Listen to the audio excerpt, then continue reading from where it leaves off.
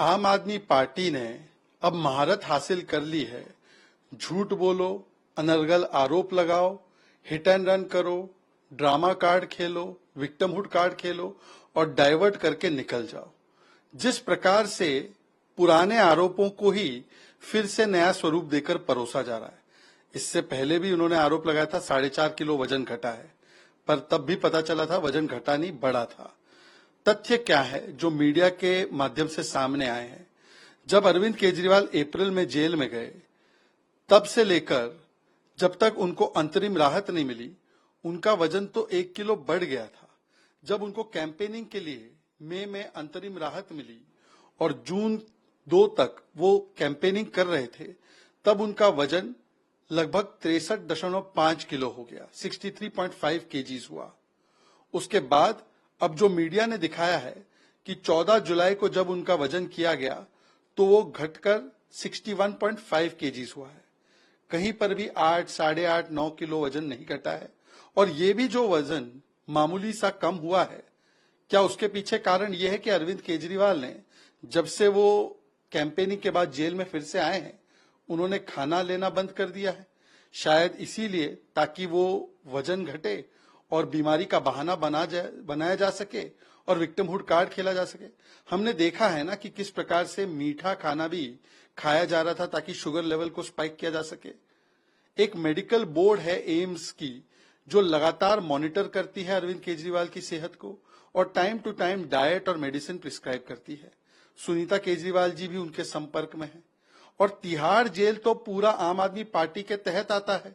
तो क्या ये आरोप ये लगाया जा रहा है कि आम आदमी पार्टी की सरकार ही उनकी सेहत के साथ खिलवाड़ कर रही है? देखिए, बिना सिर पैर के आरोप लगाना और फिर जाकर अरुण जेटली जी से, जैसे उन्होंने माफी मांगी थी, गडकरी जी से माफी मांगी थी, नाक रगड़कर कई बार माफी मांगी थी, ये इनका पुराना चरित्र बन चुका है। आम आदमी पार्टी को अपनी इन हरकतों से बाज आना चाहिए और दिल्ली में जो फैली अव्यवस्था है उसके ऊपर और अपने भ्रष्टाचार के ऊपर जवाब देना चाहिए।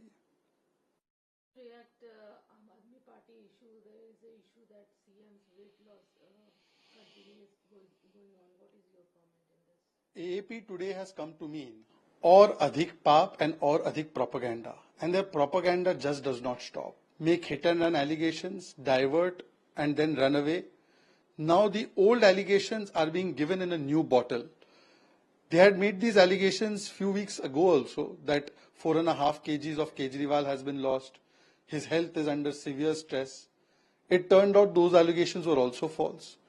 Today, the media has shown with documents and other facts that when Kejriwal went to jail in April, between that period and the period that he got his first interim relief for campaigning, his weight had actually increased by 1 kilo to 66 kilos. Then after he returned back to jail, after campaigning, his weight on 2nd or 3rd of June was around 63.5 kgs. This has been shown by the media. Today, on 14th July or somewhere around that date, his weight is 61.5 kgs. So nowhere is there a 8.5 kilo weight loss. And even this minor weight loss of 1-2 kilos is perhaps because Mr. Kejriwal has stopped eating food after returning to jail so that he can portray that his health is under stress, so that he can play the victimhood card. Because we have seen that how sugar-rich food was also being consumed so that sugar levels could be spiked.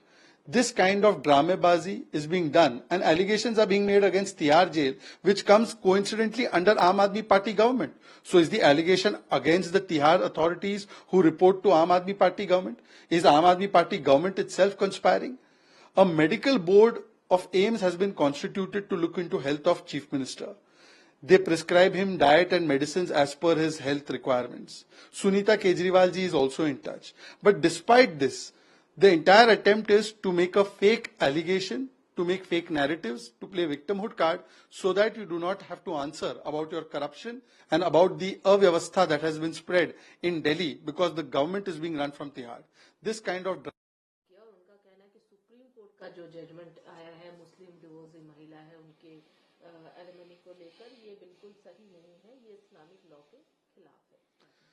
देखिए, supreme court ने एक ऐतिहासिक निर्णय लिया और मुस्लिम महिलाओं को जो गुजारा भत्ता है, जो मेंटेनेंस है, वो देने का उन्होंने फैसला किया सेक्शन 125 सीआरपीसी के तहत।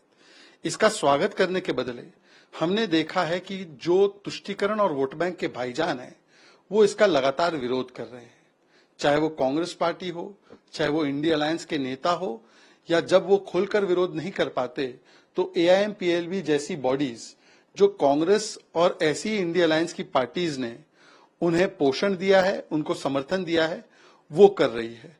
क्या ये कांग्रेस के इशारे पर ही कर रही है? क्योंकि मुस्लिम महिलाओं के साथ ये सबसे बड़ा अन्याय करने वाली पार्टी तो कांग्रेस ही थी। राजीव गांधी ने ही सुप्रीम कोर्ट ने जब ये फैसला लिया था शाहबानू केस में, उसको पलटाने का काम किया था। किस प्रकार से कट्टरपंथियों के सामने महिला अधिकारों का हनन किया गया, ये कांग्रेस पार्टी इसके लिए जिम्मेदार है। और आज भी जब ये फैसला आया तो कांग्रेस पार्टी के युवराज राहुल गांधी ने राजीव गांधी के कुकृत्यों के लिए माफी नहीं मांगी है। तो ऐसा प्रतीत होता है कि एआईएमपीएलबी शायद कांग्रेस पार्टी और बाकी जो वोट बैंक के भाईजान हैं उनके इशारे पर इस कदम को उठा रही है। और देखिए दोनों का सुर कैसे मिलता है। दोनों मिलकर यूसीसी का विरोध करते हैं, दोनों मिलकर 3 तलाक का कानून बनता है तो उसका विरोध करते हैं। तो कांग्रेस को बताना चाहिए कि कब तक वो महिला अधिकारों का वोट बैंक के लिए हमेशा से बलि और त्याग करती रहेगी।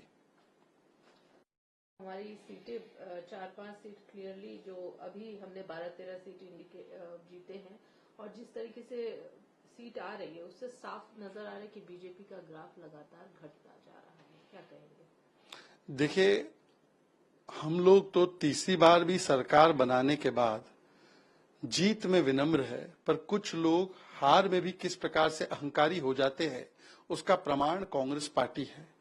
जिस पार्टी को लगातार तीसरी बार हार का सामना करना पड़ा, जो तीसरी बार भी 100 पार नहीं कर पाई है, जिसका तीसरा सबसे खराब परफॉर्मेंस इतिहास का रहा, जिसके 14, 19 और 24 के तीनों के परिणामों को मिलाने के बाद भी जितनी भारतीय जनता पार्टी को एक चुनाव में सीटें मिली है उतना तक नहीं हो पा रहा है, जिसके पूरी इंडिया अलायंस की सीटें भारतीय जनता पार्टी की सीटों से कम है।